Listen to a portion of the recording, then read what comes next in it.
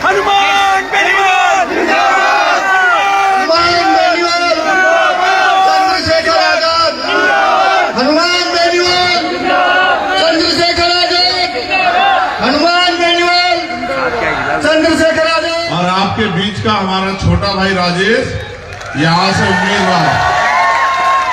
मेरे प्रिय साथियों,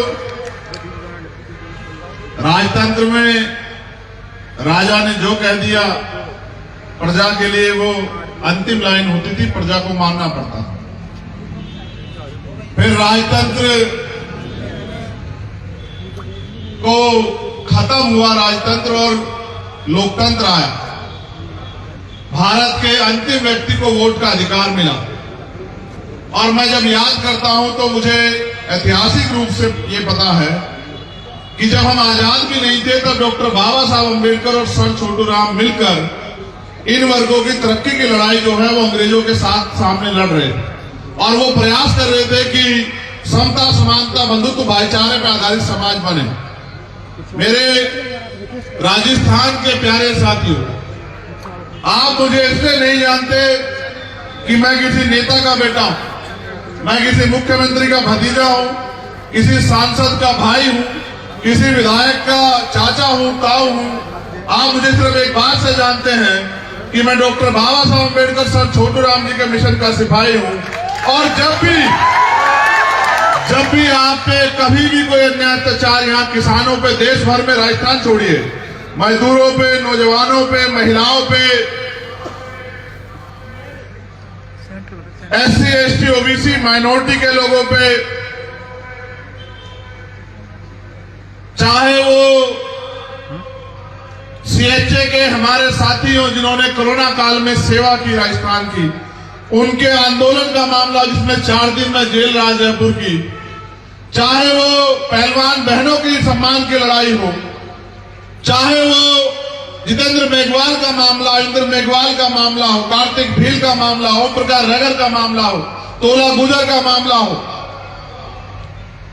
कोई ऐसा मामला नहीं है जब आपकी तरफ जुल्म ज्यादती की आंधियां उठी और चंद्रशेखर आजाद आपका साथ देने के लिए यहां देर से पहुंचा। कोई ऐसा मामला आपको ढूंढने से नहीं मिलेगा।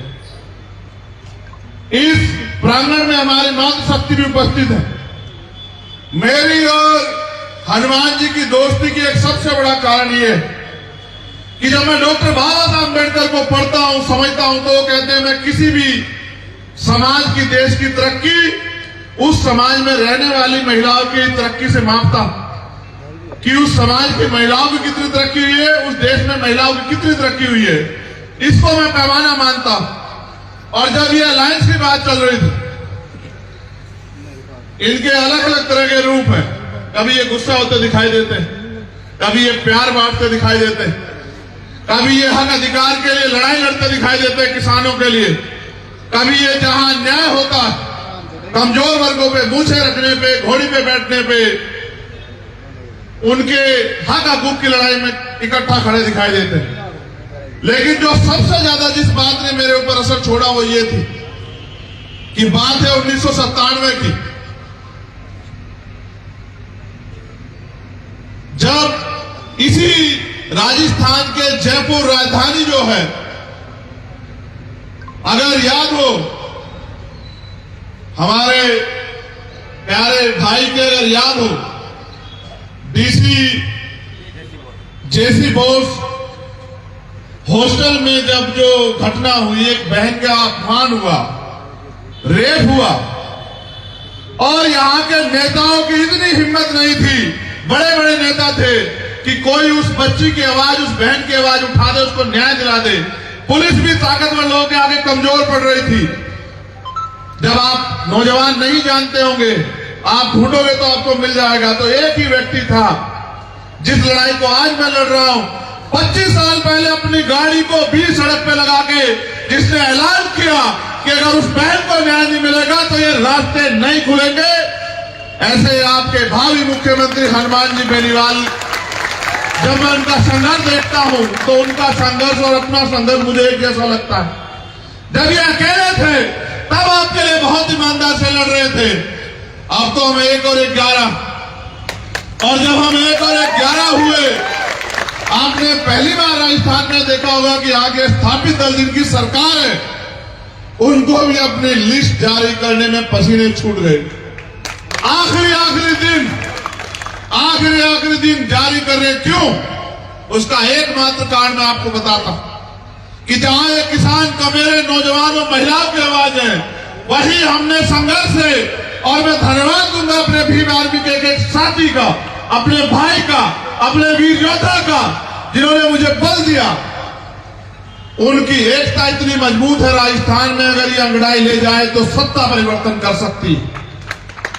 मैं राजेश को कब से जानता हूं, मेरे आज भी याद 2018 में थानागाजी प्रकरण हुआ, इसका जिक्र किया, और मेरे बहुत अच्छी तरह याद है।